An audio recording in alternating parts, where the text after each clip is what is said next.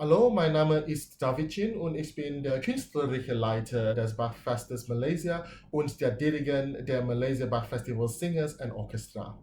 Seit 2 Jahren freuen wir uns darauf, während des Bachfestes Leipzig 2020 in der Thomaskirche aufzutreten. Aber jetzt sind wir sehr enttäuscht, dass wir es aufgrund der Pandemie in diesem Jahr nicht nach Leipzig schaffen werden. Wir haben jedoch ein Virtual Performance Video der gesamten Cantata Nummer 62, Nun komm, der Heiden Heiland, erstellt. Es ist eine der 3 Kantaten, die wir dieses Jahr beim Bachfest Leipzig aufführen wollten. Wir sind zwar noch weit von der Adventszeit entfernt, aber möge uns die hoffnungsvolle Botschaft dieser Cantata auch in dieser schwierigen Zeit viel Trost und Ruhe bringen. Die Malaysia Bach Festival Singers and Orchestra und ich freuen uns sehr darauf, beim Bachfest Leipzig 2022 aufzutreten. Wir hoffen, dass Sie die folgenden Aufführungen genießen werden. Bach, we are family.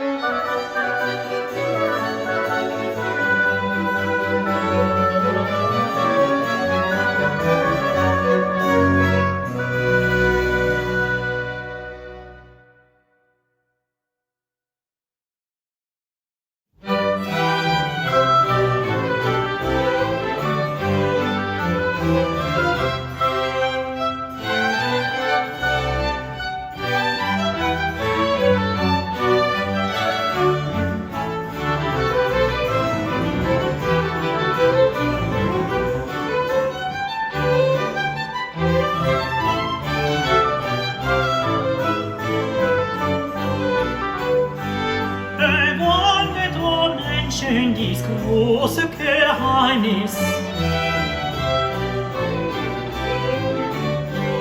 Bewundert, o Menschen, dies große Geheimnis, der höchste Beherrscher scheint der Welt,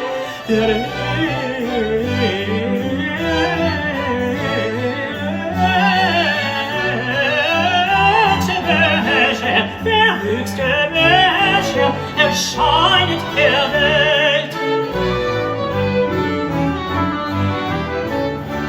Bewundert, o Menschen, dies große Geheimnis, der höchste Beherrscher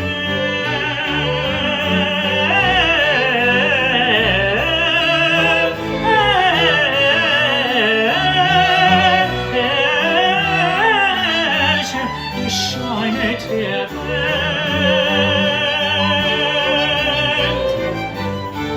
Der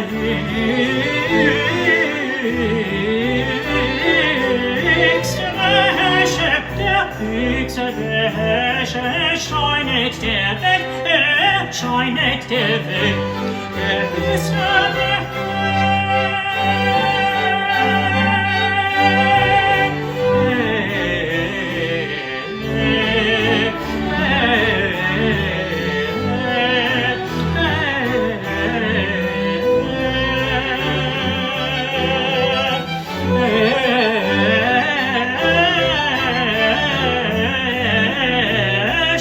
erscheinet der Welt.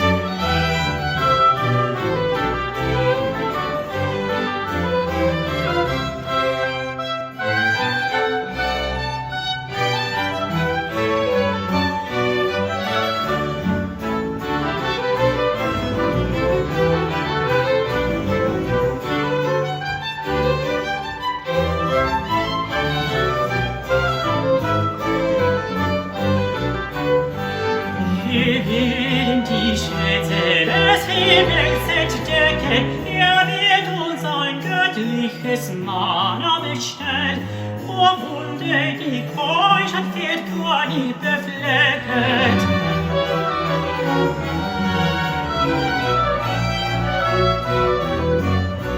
Hier werden die Schätze des Himmels entdeckt, hier wird uns ein göttliches Mana bestellt, o Wunde, die Keuschheit wird gar nie befleckt.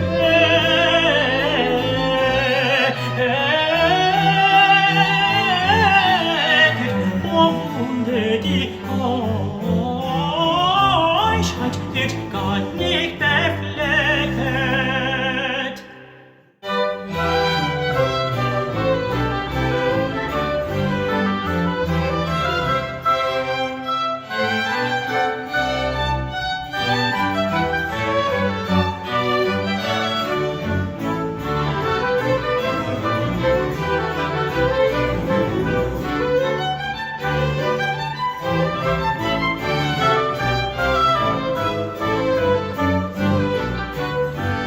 Bewundert, o Menschen, dies große Geheimnis.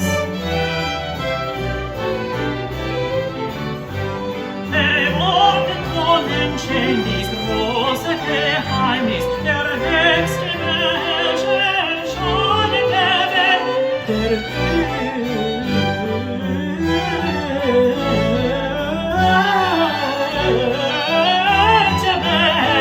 der höchste Beherrscher erscheinet der Welt. Bewundert, o Menschen, dies große Geheimnis, der höchste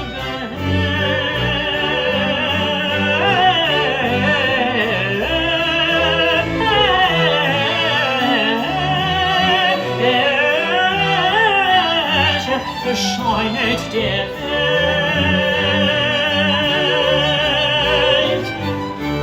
Der höchste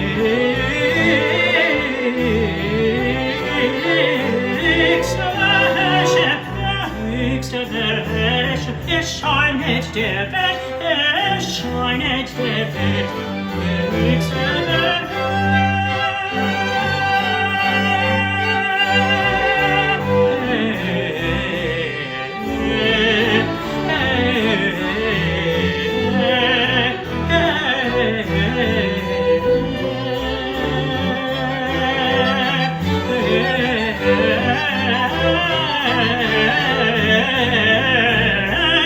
erscheinet der Welt.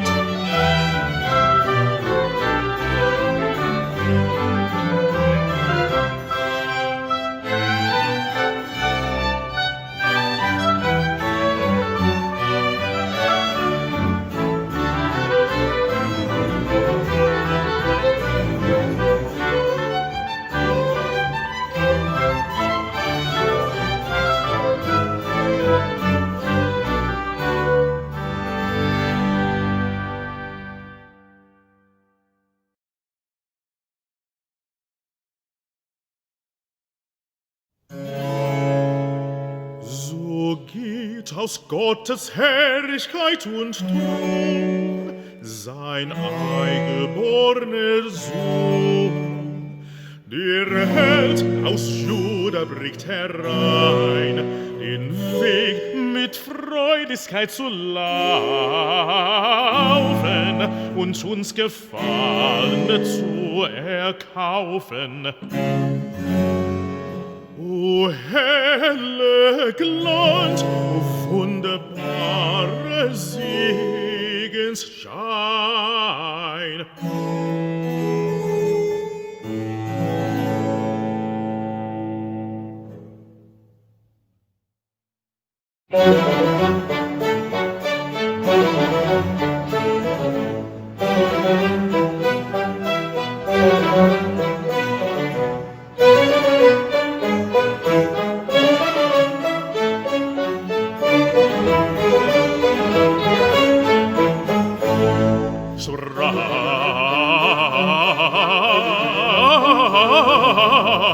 Streite, Siegestarke Held.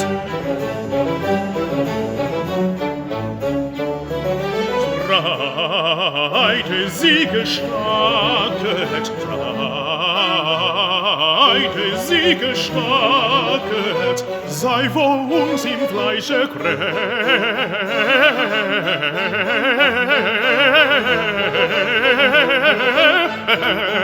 im Fleische kräftig.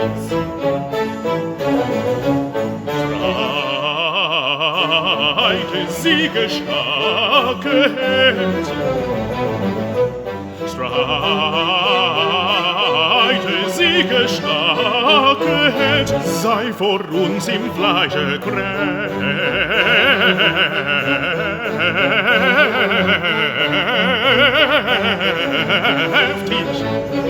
Streite, Siege starket, Streite, Siege starket, sei vor uns im Fleische kräftig,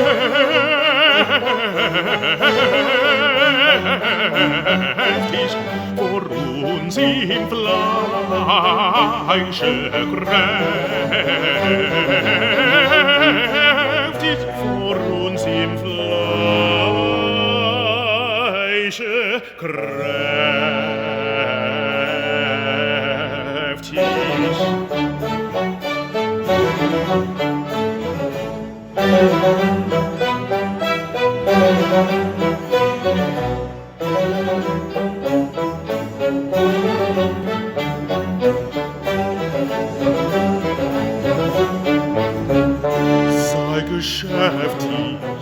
Sei geschäftig, sei geschäftig, das Vermögen in uns Schwachen stark zu machen, das Vermögen in uns Schwachen stark zu machen, sei geschäftig, das Vermögen in uns Schwachen stark zu machen.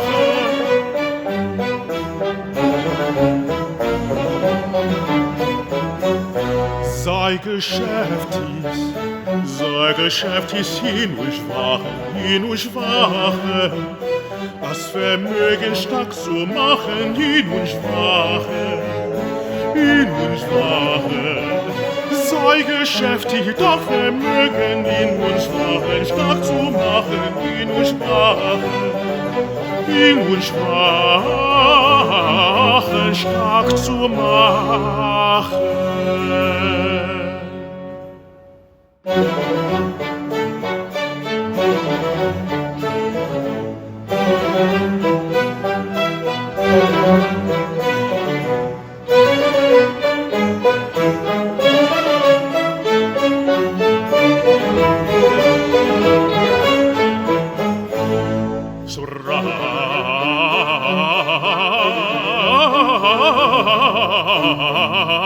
Streite, Siege stark hält.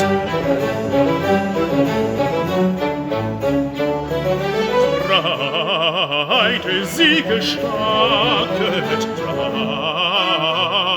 Streite, Siege stark hält. Sei vor uns im Fleische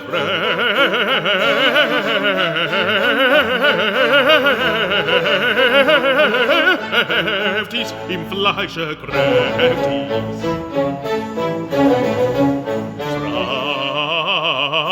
Streite, Siege stark hält. Streite,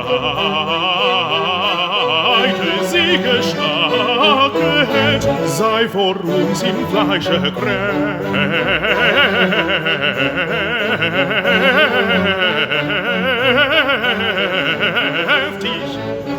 Streite, Siege stark hält. Streite, Siege stark hält. Sei vor uns im Fleische kräftig.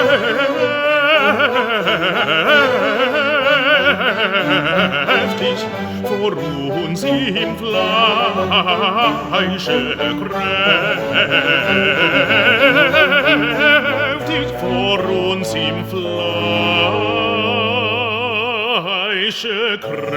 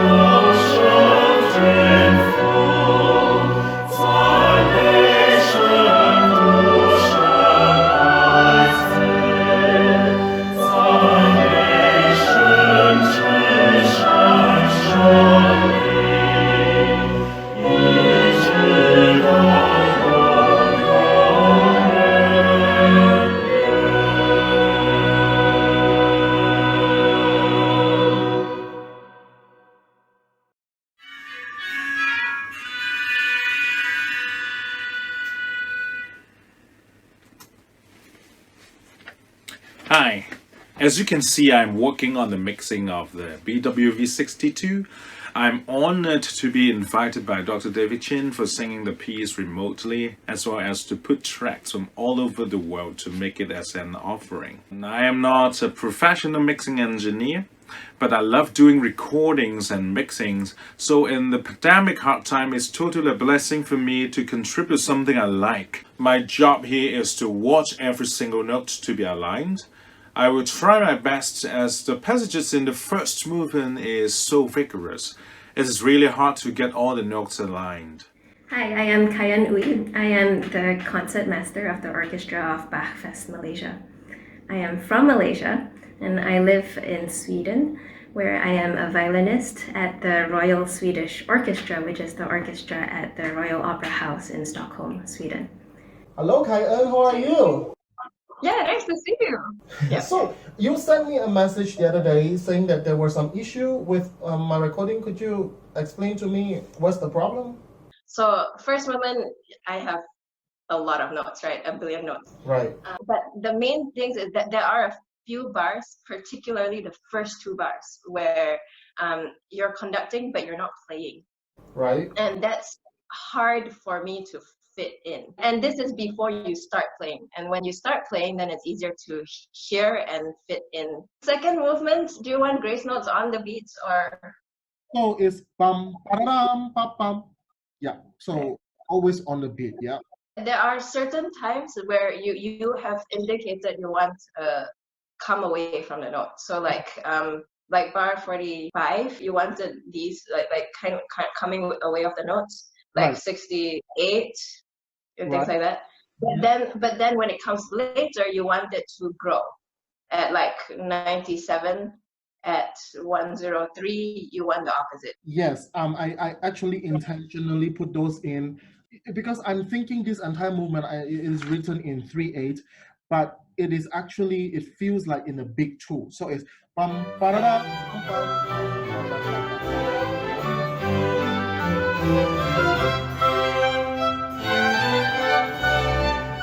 For this project that we're doing, the Bach Cantata number 62, David records himself playing the continuo part and directing from the keyboard, as he normally does. And each of us, we record our own parts while following his video on our headphones. The big challenge is, and of course there are many, there's no way to rehearse. I don't hear the other parts. There's so much more responsibility for each of us to know the full music. I wrote a few messages to the musicians about articulations, style, pitfalls. I tried to upload my videos a little earlier so they can see what I'm doing.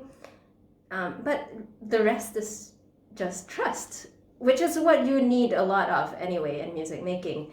But in this case, it makes the outcome all the more exciting. David never fails to surprise me.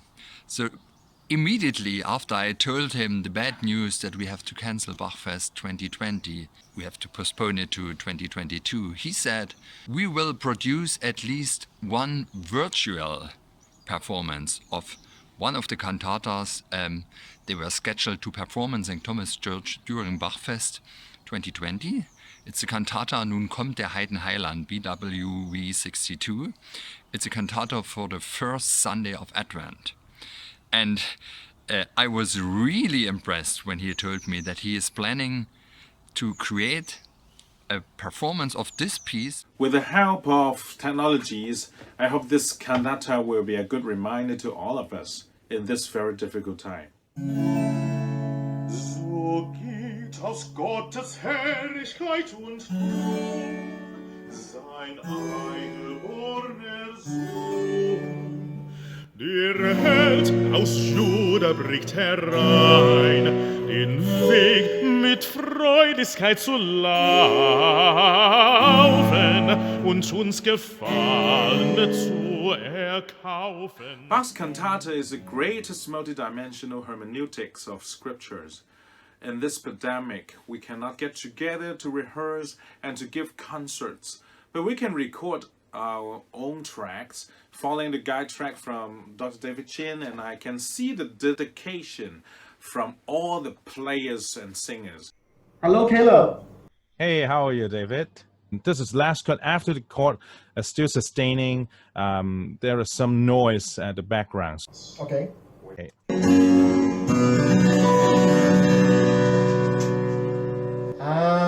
Like something drop or flip of a paper or something. You can send me like the final chord. I sent you one. I don't know if it worked. I recorded that like really, really late at night, so hopefully it works.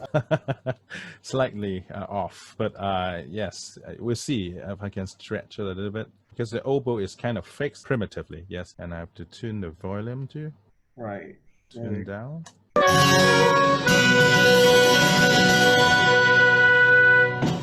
You want the harpsichord release with that sound. I like that. I like it though. This one. Yeah. I like it. I like it very much. It's real. Sure. It's like real thing. Okay. So you are actually the conductor because you are refining the final. So you're doing like the rehearsal part, and I did the interpretation part and marking the score and all that. I just try to minimize my part because you see, I didn't do much on your own harpsichord playing. So this is pretty much your own tempo, your own give and take stretch of time. I would just let them fit in yours. And I saw that there's some part you have to kind of crop in between, and what are those? Maybe the ambient noise when they are not playing, the rests. Okay. So I have to cut some of them because some of them they have the air conditioner on. Actually, I did some EQing. I have to cut some the hertz under 100 and the ambient noise will be eliminated. But it's okay because this is a virtual cantata. It's not in the studio making. So yeah, I think it does make sense. Interesting you mentioned that because I think we are, the way we're doing this virtual recording project is kind of in between a live performance and a studio recording. They're all very fine instrumentalists and singers, but because we recorded without listening to each other, now we don't have the people around us. It's not just by sight or just by listening, but we feel together how we breathe together. Now we don't have that. Something we take it for granted. It shows us how little we are and how much we actually need each other, in this kind of project. Exactly. Yeah. Lots of musicians did these online things, tried to perform music together despite the fact that they were not together in one room. But nobody actually came up with the idea to create an entire cantata in this style. But I'm quite sure if there is one person in the world who is able to organize this and who is able to provide an excellent result, I'm quite sure it will be David. So thank you very much, David, for this amazing idea. I'm looking forward very much to the result. This really shows that music connects us. Bachfest Malaysia, as a group, we're spread out across the globe, and we normally only get to meet and make music during the summers in Malaysia. So this downtime and this technology has given us a way and a reason to connect and to make something beautiful out of this difficult and uncertain times. Bach's earliest survived cantata dates all the way back to 1707, a work which he performed on Easter as part of his application to a church position in Mühlhausen. Later on, he composed several cantatas while he was working as the court musician in Weimar. But most of his cantatas were produced during his first years in Leipzig, starting in 1723.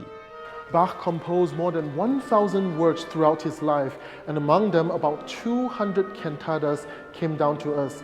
And here we are at the Bach-Archiv in Leipzig, and in the library they own the manuscript to all the choral cantatas and some of the most important documents written during Bach's lifetime. Join me now as we visit the library at the Bach-Archiv in Leipzig. Today, I will be meeting with Dr. Manuel Bewundert, a Bach scholar and researcher at the Bach-Archiv in Leipzig, and together we will be looking at some original manuscripts of Bach's cantatas. I have many questions to ask him, and the first one would be, how did Bach manage to compose and perform a new cantata each week?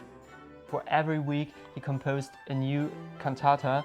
So we have to imagine when he came back from church service on Sunday, he sat down at his desk and wrote down, started composing a new cantata, which maybe took him until Tuesday, and at the latest, I think on Wednesday, the performance parts had to be produced because these pieces had to be rehearsed, and on Sunday there was the next performance. So, But also wondering, would it be the case that maybe there were several cantatas, the several projects going on at the same time? Would it be possible? I don't think this is possible, especially for the chorale cantata cycle, because there was, as far as we see, no time to compose cantatas ahead because the schedule was so tight.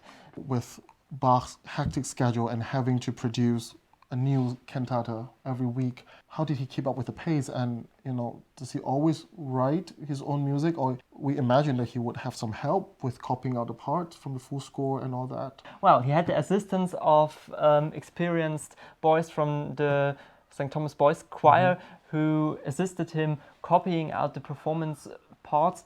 This is a cantata for the first Sunday in Advent, composed within the chorale cantata cycle in 1724. Nun komm, der Heiden Heiland. So this is the original manuscript. This is Bach's handwriting? Do we know? No, it's not Bach's handwriting. So the performance parts that were used in 1724 for the first performance in the Leipzig churches. And well, we can look into this manuscript. Yes, so who is the copyist for this one? His name is Johann Andreas Kuhnau. Not the Kuhnau, not the predecessor of Bach. No, it's a nephew of him. He was in the choir and he did a very good job. He has a very clean, big, clear handwriting. Right. It's very easy to differentiate his handwriting from Bach's handwriting. And there's another copyist. His name is Christian Gottlob Meissner. Easy see it from the C clef here, which is completely different to this C clef written by Meissner. The chorus part was written by Kuhnau. Yes, completely. And then the recitative was written by Meissner. Yes. And yes, until the 1940s, 50s, people think this is Bach's handwriting because Meissner tried to write like Bach. This chorale cantata was reperformed in Leipzig. And we know this, an additional violone part.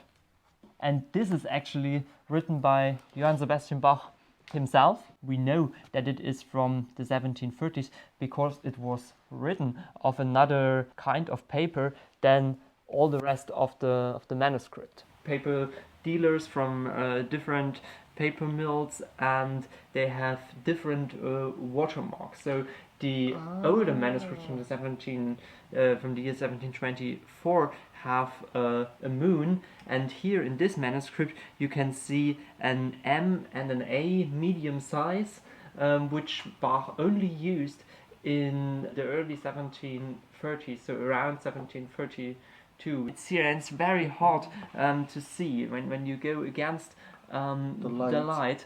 Well, we have to put it on our screen and then we can see it better. And what is also an indication is Bach's handwriting has changed from during his lifetime and also from the 1720s to the 1730s and the 1740s. We will see this in other manuscripts, how thick and clumsy his handwriting gets in the later years. Besides Kuhnau and Meissner, who else helped Bach to copy this music? Did his wife or perhaps his children help him? Sometimes. So we talked about the reperformance in the 1730s of this cantata. At this time, Bach didn't have these main copyists available because he didn't compose a new cantata every week, so there was no need to have copyists for constant copying of his music. As you can see here, the scribe changes. This is Johann Sebastian Bach, and this is another copyist. You can easily see this from the basso clef, and also the adagio is added by Bach himself, as well as the piano and the forte, but the music was written by someone else, and it is his wife Anna Magdalena. She often did copy work for Bach. For example, she wrote a copy of the violin sonatas, of the violin solos, and the cello suites. And one of Bach's private students who owned such a copy added to the title page the information that this manuscript was written by Anna Magdalena Bach. And so in comparison, so when we compare that, the manuscript of the cello suite, and we compare to the handwriting here, and we know that this for sure was copied by Anna Magdalena. Yes. 1724 is exactly 200 years after the publication of the first Lutheran hymnals. It was also Bach's second year in Leipzig, when his cantatas were composed based on the melody and text of pre-existing Lutheran hymns, also known as chorales. The complete original performance parts of these chorale cantatas are still kept in Leipzig today. This cycle was the most successful cycle Bach composed in Leipzig. I guess because he was dealing with these familiar melodies, these church hymns, everybody knew. The people liked to hear these pieces, so familiar melodies combined with Bach's sophisticated art of composing. We have several hints that Bach performed this cycle not only in 1724, 1725, when the cycle was composed, but also in the 1730s and 40s again and again, maybe 3 or 4 times. I'm quite sure that it was not by accident that Anna Magdalena took the original performing parts of this cycle and gave it as a gift to the St. Thomas School, because that was the cycle even the boys from St. Thomas School liked much more than all the other cantatas. How do we know that? Yeah, because we have these many hints that these pieces were re-performed during Bach's lifetime, and even many after times. his death. And even after his death, that's right. You know that Bach's successor, Gottlob Harrer, in his first years of his cantorate, performed not music by Bach anymore. Pieces by Telemann, by Harrer himself, many Italian music. But he died in 1755, Harrer. And it took the city 6 months to find a new Thomas cantor. And during this interim, the prefect of the choir was in fact Thomas cantor. And look what he has done. He re-performed the chorale cantata cycle. And that is not only because they had the original performing parts in their library, they had many music in the library, but I'm quite sure that the boys from St. Thomas Choir and even the Leipzig congregation had a very special relationship to these cantatas. I like very much in this description how Bach is described as a conductor of church music, as the leader of a music performance, feeling the rhythm in any of his bones, moving the head, the finger, stomping the feet, helping everybody with his voice. In Bach's time, and especially Bach himself, didn't have that much time for doing rehearsal. Well, because he has a new cantata every week. In his first 4 years, you know, almost every Sunday a new cantata, and he had to compose the piece, they had to copy the piece, and then there was not that much time for doing rehearsal. They had to find a way to come through with the entire piece in the service, and it makes sense to have a guy like him being everywhere, taking care for everything, and making sure that they will start and end at the same time. Our understanding of a typical Sunday worship service and the ways we listen to a performance of Bach's cantata, even at the St. Thomas Church today, are very different from what the congregation had experienced during Bach's time. The service during Bach's time, Sunday morning service, took almost 4 hours. So today we are talking about maybe 60 minutes, 1 hour, 1.5 hours. Some people only showed up for the sermon, or others went out of the church during the sermon.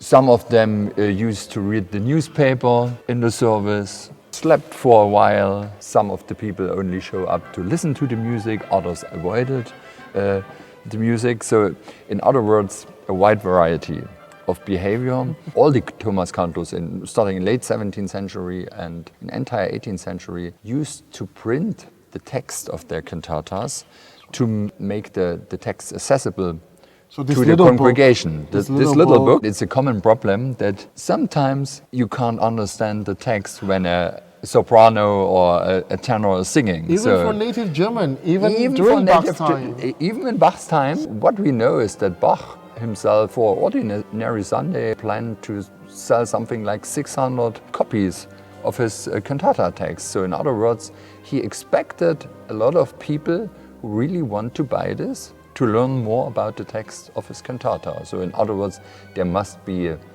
a large audience which was focused on his church music.